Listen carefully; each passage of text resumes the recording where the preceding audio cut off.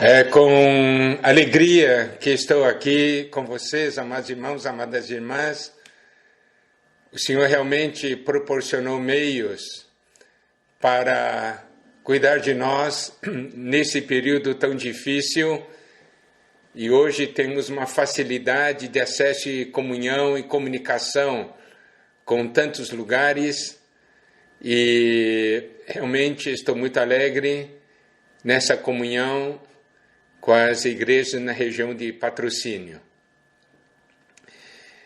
Eu havia pedido para que todos escutassem a palavra que foi dada em Uberlândia, porque ali nós podemos ver que o Senhor deseja escrever uma carta para nós.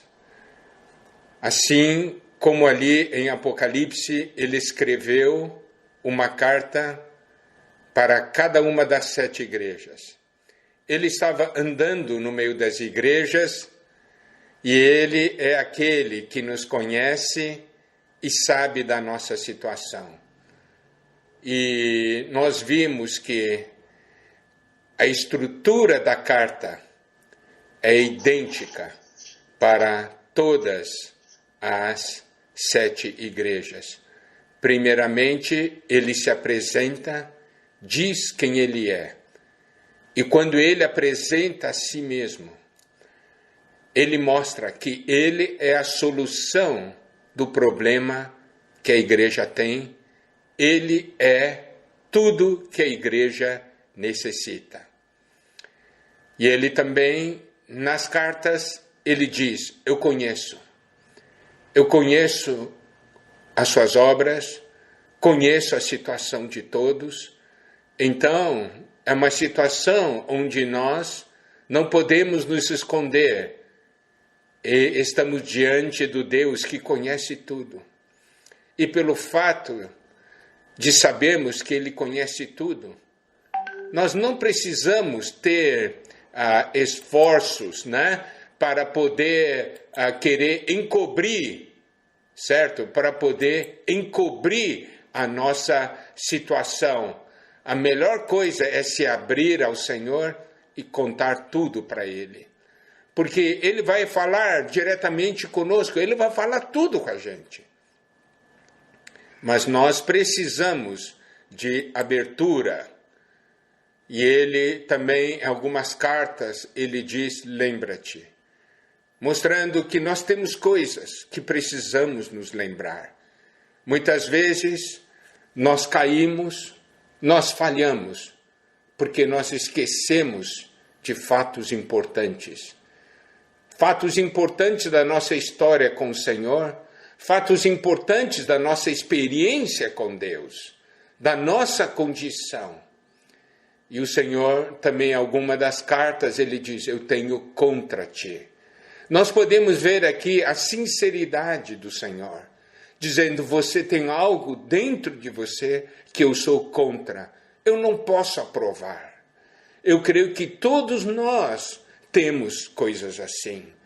Então, nós podemos ver que essas cartas, por um lado, expõem o nosso ser, mas essas cartas visam nos preparar para a sua volta. Ele também diz em várias cartas: arrepende-te.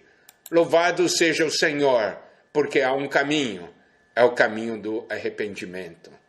Se o Senhor fala conosco, é porque Ele quer o nosso arrependimento, porque a meta do seu falar não é condenação, mas salvação. Esse é o nosso Deus. E Ele também, em algumas cartas, Ele diz: eu venho a ti. Aí é para disciplinar. Algumas vezes o Senhor tem que entrar na situação. Para quê? É para disciplina. Porque Ele espera que nós mudemos. Ele disciplina para a nossa correção. E aí também, ele diz, quando Ele diz arrepende-te, é porque Ele deseja o arrependimento, e essa é a meta. Arrependimento, nós damos uma virada e vamos no caminho que o Senhor indica. Aí também nas cartas, em todas elas, tem a expressão: quem tem ouvidos, ouça o que o Espírito diz às igrejas. Então, nos dias atuais, nós precisamos ouvir o que o Senhor diz às igrejas. Nós precisamos ouvir o falar do Senhor. E esse falar é o falar que nos transforma e é o falar que nos traz vida. E nós temos também a palavra ao vencedor, um chamamento aos vencedores. Isso é muito importante, que então o falar de Deus é para gerar vencedores. Por isso que o Senhor fala conosco. Ele também coloca à nossa disposição tudo que é necessário para que sejamos vencedores. E nós temos também, por último, as promessas. As promessas para o vencedor, o galardão. Louvado seja o Senhor. Nós podemos ver que as cartas que o Senhor escreve são cartas completas. São cartas que mudam a nossa vida. Agora, nós vamos ver de uma maneira mais detalhada o propósito dessas cartas e como essas cartas se tornam uma carta para mim. Uma carta que o Senhor escreve para mim. Eu não posso ler Apocalipse 1, 2 e 3 e pensar isso é para aquelas igrejas a quem estão destinadas as cartas. Não. Por quê? Porque nós temos a seguinte afirmação: quem tem ouvidos, ouça o que o Espírito diz às igrejas. Então aqui é um falar universal. É um falar para todos aqueles que têm ouvidos. Louvado seja o Senhor, nós temos ouvidos. Então esse falar é para nós. Quem tem ouvidos, ouça o que o Espírito diz às igrejas. Por quê? Porque quando o Espírito diz às igrejas, ele está dizendo para cada um de nós. Quando ele atinge cada um de nós, ele atinge toda a igreja. Amém? Não existe algo dele atingir a igreja sem nos atingir. Não tem essa questão de alcançar a igreja sem nos alcançar. Porque nós somos a igreja. Precisamos trazer isso de uma maneira mais concreta para as nossas vidas. E nas cartas às 7 igrejas, o Senhor mostra para nós onde o inimigo vai atacar. Mostra para nós a estratégia do inimigo de Deus. Mostra a nós como a ação do inimigo causa dano à igreja. Consequentemente, causa dano à nossa vida espiritual, seja individualmente, seja coletivamente. Então, nós precisamos extrair as lições de cada carta. Como nós falamos na comunhão com a igreja em Uberlândia, Apocalipse é um livro muito especial, porque é um livro que contém em si 7 cartas. No Novo Testamento, nós temos muitos livros, e cada livro é uma carta, não é assim? Por exemplo, aos Romanos, é uma carta aos Romanos, esse é um livro. Mas em Apocalipse, é um livro com 7 cartas. Então, é um livro inclusivo, e nós precisamos então dar bastante atenção a esse aspecto, bastante atenção a esse detalhe. Então, vamos ver o que o Senhor quer escrever para nós por meio dessas 7 cartas. Então, o Senhor quer falar conosco. Eu quero mostrar para vocês onde o inimigo vai atacar, O que o inimigo quer fazer com você? Eu quero mostrar também o que eu quero fazer com você. Então, quando ele escreve para as 7 cartas, nós sabemos que historicamente abrange desde a igreja primitiva até os dias de hoje.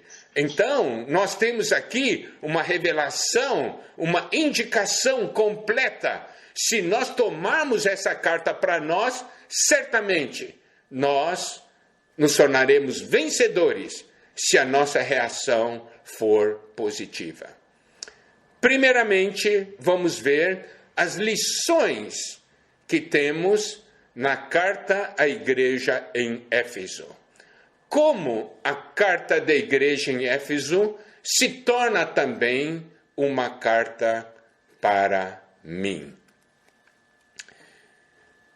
O que nós conseguimos ver de problema na igreja em Éfeso? O que nós vemos também de pontos positivos na igreja em Éfeso? Você pode ver, o Senhor, ele é muito justo. Ele mostra um lado positivo, mas ele mostra também o lado negativo.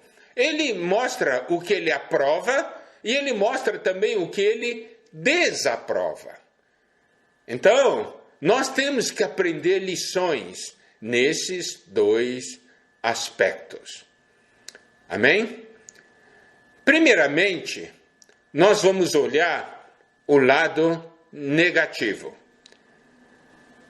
Porque nesses tempos atuais em que nós estamos vivendo, nós precisamos compreender o que o inimigo de Deus quer fazer em nossas vidas para destruir-nos.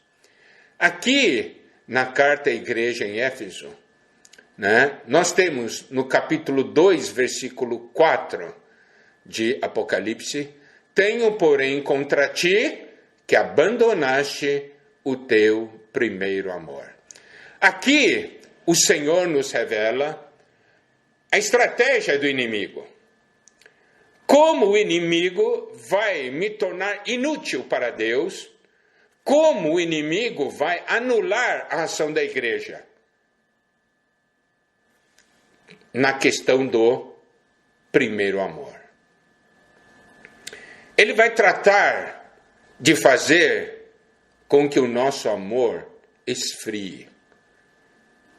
Nós sabemos, ali em Mateus 24, versículo 12, que diz: por se multiplicar a iniquidade, o amor de quase todos esfriará. Está vendo? Nós vemos o inimigo usando essa estratégia, com a multiplicação da iniquidade, esfriar o amor de quase todos.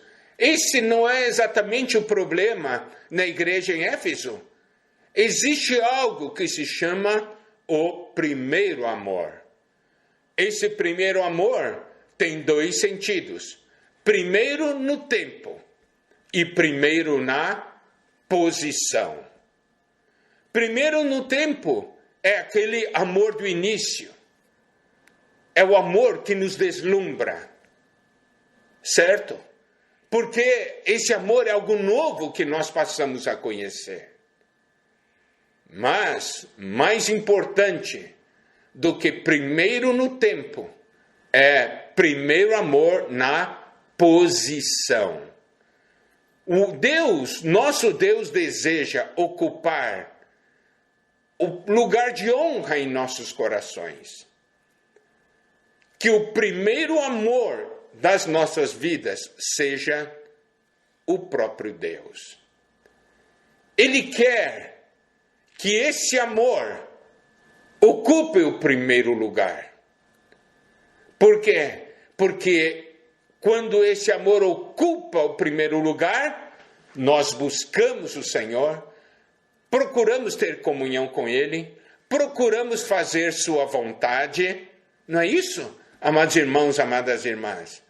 Qual que é o problema aqui na igreja em Éfeso? Aqui diz: tenho, porém, contra ti que abandonaste o teu primeiro amor. Ele não perdeu Muitas vezes nós interpretamos esse versículo como se ele tivesse perdido o primeiro amor. Não, ele não perdeu, ele abandonou. Por quê? Porque outra coisa ocupou o primeiro lugar em seu coração. E quando essa primeira coisa ocupa o lugar, essa coisa ocupa o primeiro lugar, aquilo que antes ocupava, nós deixamos de lado. Não é assim? Eu vou dar um exemplo. Uma criança com um brinquedo. Claro, eu não quero dizer que o Senhor é um brinquedo, eu só estou traçando um paralelo. Você dá um presente, um brinquedo para uma criança. Essa criança pega aquele brinquedo, dorme com o brinquedo, come com o brinquedo, toma banho com o brinquedo, não é assim? Fica agarrado naquele brinquedo. Aí se alguém dá outro brinquedo para ele, e ele passa a gostar desse outro brinquedo, o que ele faz com o brinquedo anterior? Abandona. Você dá para ele, ele pega e joga de lado. Por quê? Porque agora quer esse outro. Os irmãos estão compreendendo? Esse versículo tem esse sentido. Você me abandonou. Você me trocou. Outras coisas agora ocupam seu coração. E quando alguém se refere a mim, ou entrega algo meu a você, você pega e coloca de lado, porque você não tem mais interesse. Porque você hoje ama outras coisas. O inimigo é terrível. Ele é feroz.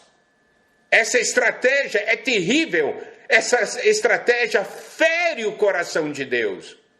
Imagina esse Senhor que nos ama tanto, que deu a sua vida por nós, por nos amar. Agora pegamos ele, jogamos de lado, abandonamos. Por quê? Porque o inimigo colocou outras coisas em nossos corações. Não é uma estratégia terrível? É a estratégia que o inimigo usa hoje. Então o Senhor está falando para nós. Ele vai usar essa estratégia em você, para que você me abandone. E você vai cair nessa armadilha do inimigo? Você vai me abandonar? Então o Senhor diz, isso eu tenho contra você. Como você pode fazer isso comigo?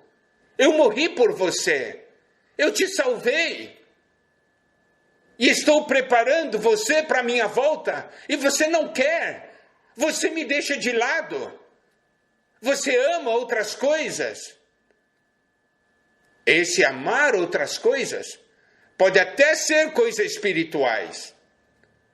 Nós podemos ver que a igreja em Éfeso era uma igreja que trabalhava muito. No versículo 2 diz, conheço as tuas obras, tanto o teu labor como a tua perseverança. Eles laboravam, tinham perseverança. Eles não podiam suportar homens maus. Eles puseram à prova aqueles que se declaravam apóstolos e não eram, e os acharam mentirosos. Eles tiveram perseverança, suportaram provas por causa do nome do Senhor, mas já não amavam o Senhor. Faziam isso por cumprimento do dever, mas não por amor. Está vendo?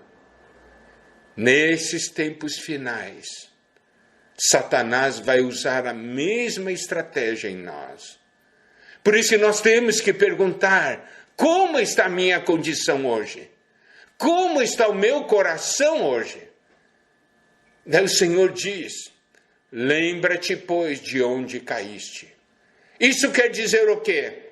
Isso quer dizer que nós podemos nos lembrar, talvez do dia, ou do momento, ou que coisa tomou o lugar do Senhor?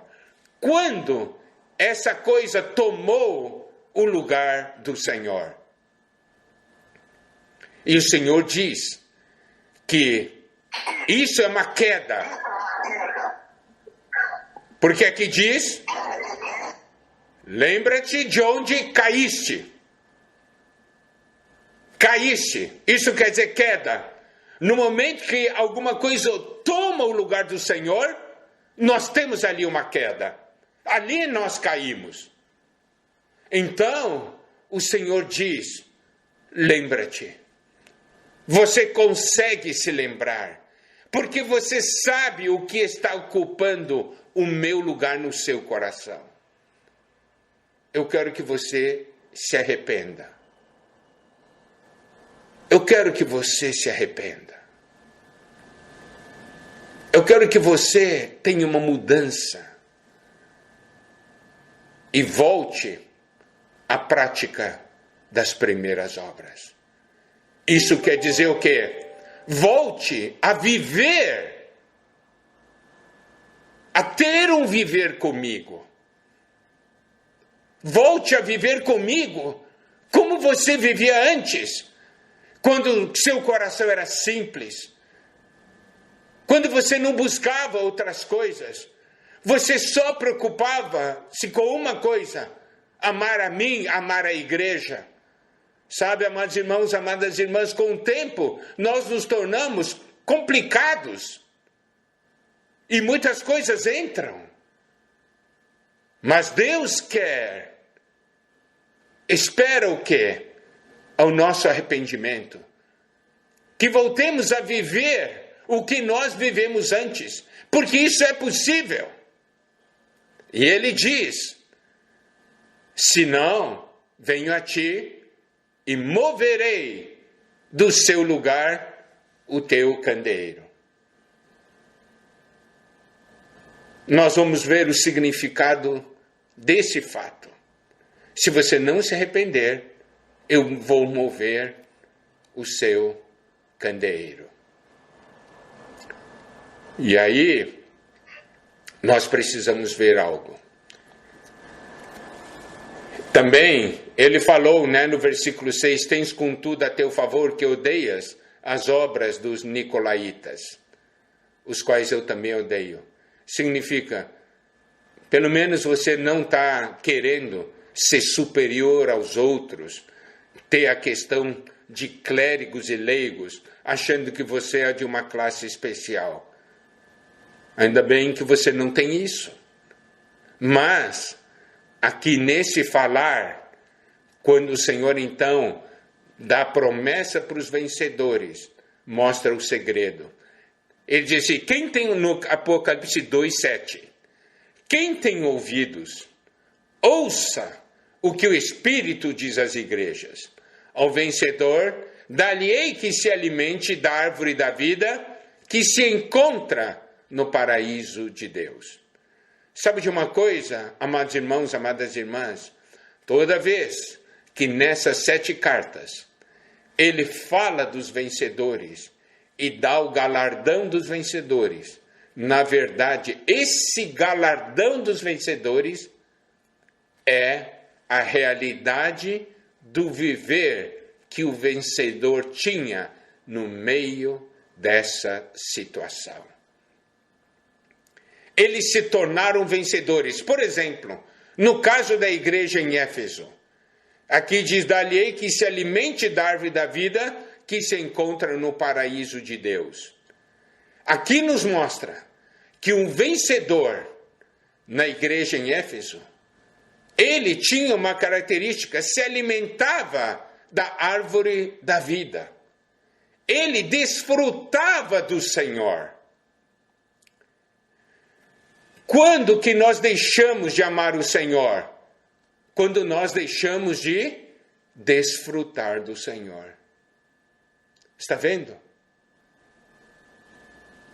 Aqui, esse vencedor, ele venceu Porque naquela situação da igreja em Éfeso, ele desfrutava da árvore da vida, ele se alimentava da árvore da vida, e pelo fato de se alimentar da árvore da vida, ele não tinha perdido o primeiro amor.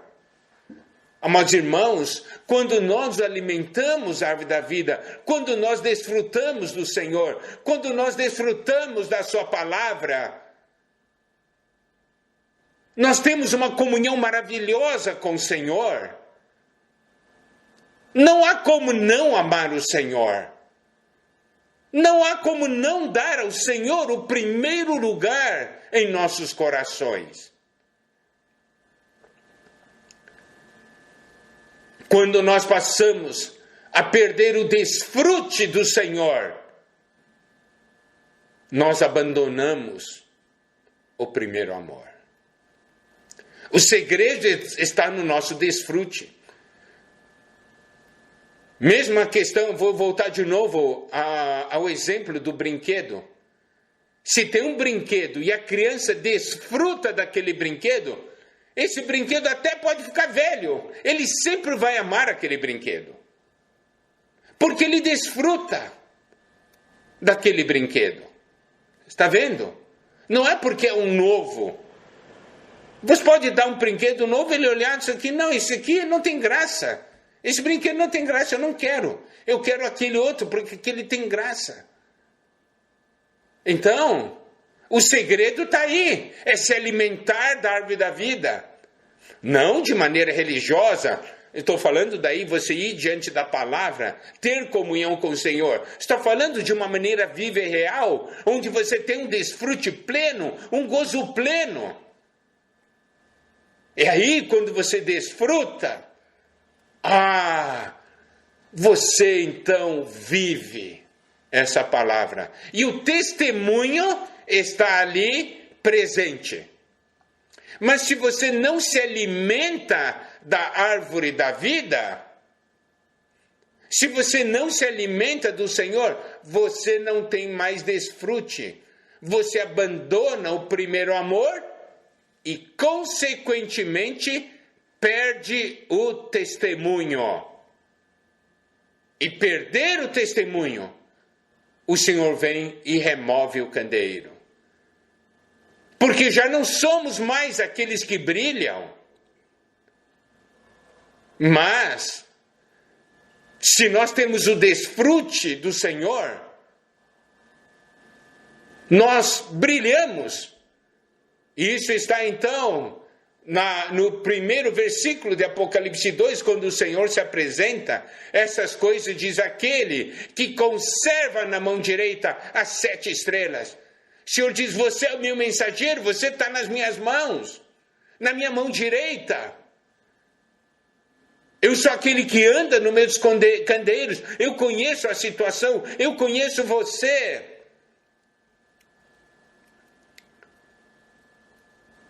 Brilha, você está na minha mão, você é útil. Está vendo?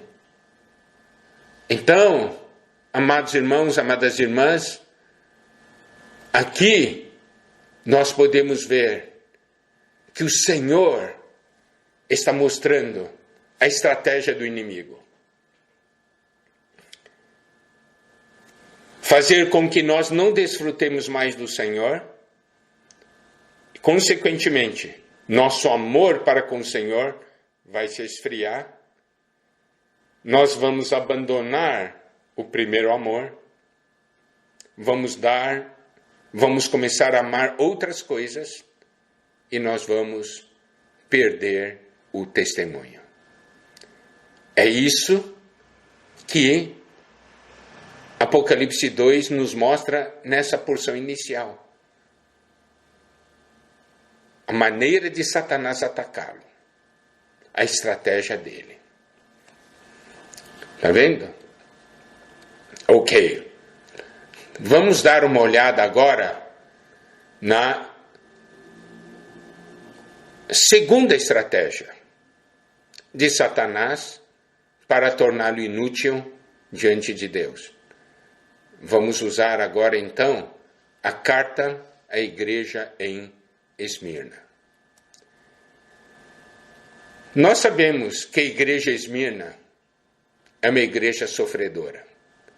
Então, a segunda maneira de Satanás afastá-lo de Deus é por meio de sofrimentos. Ele quer que você, ao sofrer, você duvide do amor de Deus e que você desista de andar nesse caminho. Ele vai fazer com que o sofrimento perdure na sua vida até você perder a fé, até você perder a confiança em Deus. Aí você abandona o primeiro amor. Você vai dizer, eu estou sofrendo assim, Deus não me ama. Então, o segundo ponto, a segunda arma do inimigo, a segunda estratégia, é a questão do sofrimento. Apocalipse capítulo 2, versículo 8 diz, ao anjo da igreja Esmirna escreve, estas coisas diz o primeiro e último, que esteve morto e tornou a viver. Então, vai ter um monte de gente meio situação, eu estou com medo de morrer, eu não quero mais saber de Jesus, não quero mais saber de amar o Senhor, porque é muito difícil andar nesse caminho e tal, eu vou aproveitar a vida, meu negócio é ser feliz. Meu negócio é ser feliz. Não é isso que o inimigo está fazendo? Você tem o direito de ser feliz. O seu prazer está em primeiro lugar. Seu prazer está em primeiro lugar. Que negócio de Bíblia, palavra de Deus, o quê?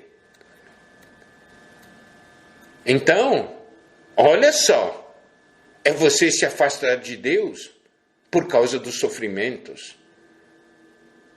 Porque, entre aspas, você não se acha feliz. Porque você não consegue satisfazer as paixões da sua carne. Mas, o Senhor está falando para a igreja em Esmirna, é uma igreja sofredora. E o Senhor diz, mas o que é positivo na igreja Esmirna é que essa igreja não abandonou o Senhor. Está vendo? Mas nós podemos ver, a estratégia do inimigo é fazê-lo abandonar por meio do sofrimento. Mas não aconteceu aqui na igreja Esmirna. Ele diz assim, conheço a tua tribulação. O Senhor vem nos dar uma palavra de conforto, uma palavra de consolo. Eu conheço a tua tribulação. Eu sei o que você está passando. Conheço a tua pobreza. Isso quer dizer o quê? Que eles tinham algo antes. Mas eles perderam no meio da perseguição, no meio dos sofrimentos. Tiveram perdas nas coisas físicas, materiais. Ele diz a tua pobreza, mas tu és rico. Eu gosto muito desse momento de fazer uma comparação com a igreja em Laodiceia. A igreja Esmirna diz, nós somos pobres. E o Senhor diz para a igreja Esmirna, não, vocês são ricos. Porque vocês estão perseverando. Vocês estão comigo. Vocês são ricos. Agora, a igreja em Laodiceia, eu sou rico, abastado, não preciso de nada, eu tenho tudo. E o Senhor diz para a igreja em Laodiceia, você é pobre, miserável. Não é assim? É o oposto de Laodiceia. E ainda mais, no versículo 10 de Apocalipse 2, quando ele fala para a igreja Esmirna, diz o seguinte, eu conheço a tua tribulação, né? Conheço a tua pobreza. Isso é no versículo 9. E no 10 diz, não temas as coisas que tem de sofrer. Não tema. Você vai passar por esses sofrimentos, mas estou falando a você, olha que palavra do Senhor. Não temas, não tenha medo. Amados irmãos, amadas irmãs, essa palavra não é palavra atual?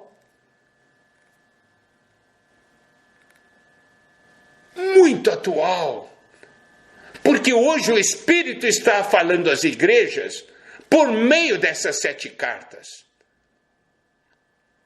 Conheço, não temas as coisas que tem de sofrer. Eis que o diabo está para lançar em prisão alguns dentre vós.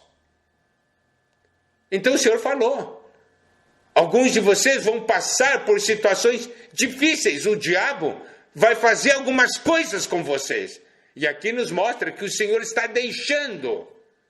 Assim como uma vez o Senhor falou para Pedro, o diabo reclamou para peneirar-vos. E o Senhor permitiu. E aqui diz, o diabo está para lançar em prisão alguns dentre vós, para ser dispostos à prova. Agora nós conhecemos e entendemos por quê. Então o Senhor vai permitir que nós passemos por situações, que o diabo realmente nos ataque, nos coloque em certas situações difíceis. Mas aqui diz, para nós sermos postos à prova, para nós sermos testados. Qual é o objetivo da prova? É para nós sermos aprovados. Amados irmãos, amadas irmãs, não permita que o sofrimento afaste você do Senhor. Essa é uma estratégia de Satanás. Não é assim? Satanás tentou perseguir, terminar com a igreja na época do Império Romano, levantando aquelas grandes perseguições. Quantos cristãos foram mortos? Então Satanás pensava, eu vou matar, eu vou terminar. Mas quanto ele mais matava cristãos, mais cristãos surgiam. Por quê? Porque a igreja é como uma árvore, mas uma árvore cuja raiz está nos céus. Por mais que você corte, Satanás, você só está podando, porque a árvore voltará com mais força ainda. O Senhor permitirá que alguns de nós passem por provas difíceis, mas é para sermos aprovados, amados irmãos, amadas irmãs. Eu gostaria daí, quem não ouviu, ouça a mensagem que nós compartilhamos com a igreja em Ribeirão Preto. Não temas as coisas que tens de sofrer. E aqui diz, e tereis tribulação de 10 dias. Vão passar por tribulações, mas é um período determinado. Não é algo que não terá fim. Tereis tribulação de 10 dias.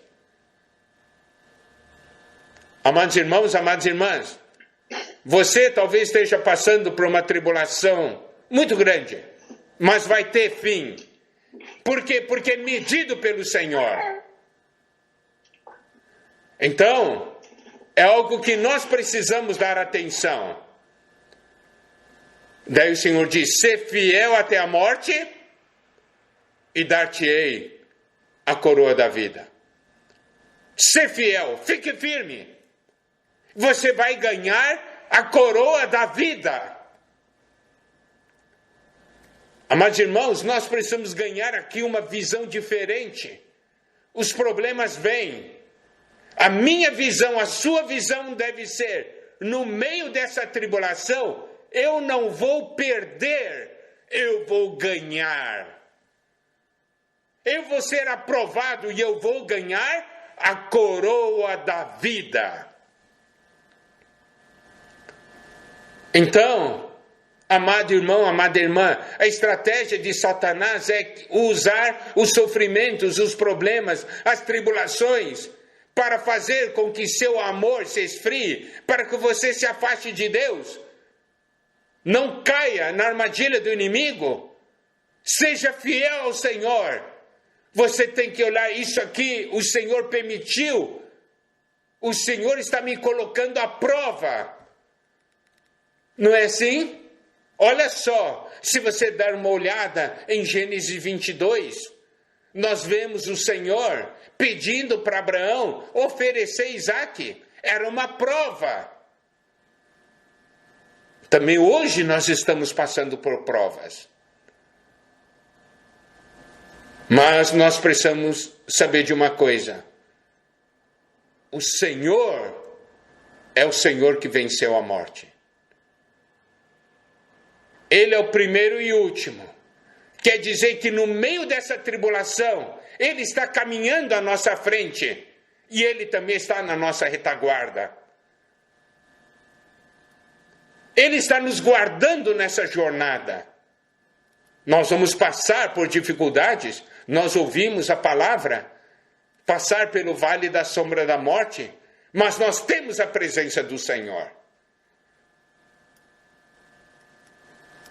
E aí, nós podemos ver que o Senhor diz ao vencedor: o vencedor de modo nenhum sofrerá dano da segunda morte. Significa o quê? Passe por essas situações, você se tornará um vencedor. Isso está muito bem explicado naquela mensagem: não temas as coisas que tens de sofrer. Daí você compreenderá melhor o que é isso. Mas, amados irmãos, amadas irmãs, nosso encargo, então, é ver que no meio de todas as situações nos dias atuais, as cartas Igreja e Apocalipse são cartas muito, muito atuais, porque mostram a estratégia de Satanás, mas também mostra o suprimento do Senhor. Então nós vimos, quanto à igreja em Éfeso, a artimanha de Satanás é esfriar o nosso amor, e a estratégia para a igreja Esmirna foi o quê? As tribulações, os sofrimentos. Ele procura nos afastar de Deus por meio desses sofrimentos. Mas lembre-se do que diz ali em Hebreus 10. Não abandoneis, portanto, a vossa confiança. Ela tem grande galardão. Com efeito, tendes necessidade de perseverança, para que, havendo feito a vontade de Deus, alcanceis a promessa. Amém, amados irmãos? A estratégia para as outras igrejas, a estratégia de Satanás, nós veremos em mensagens posteriores, em comunhões, e vocês também terão acesso. Hoje eu paro por aqui, porque eu creio que já nós tocamos 2 grandes pontos, e aí nós temos lições muito preciosas nessa nossa jornada para o reino. O Senhor continua falando às igrejas. O Espírito está falando às igrejas. Quem tem ouvidos, ouça. Que o Senhor nos abençoe. Amém.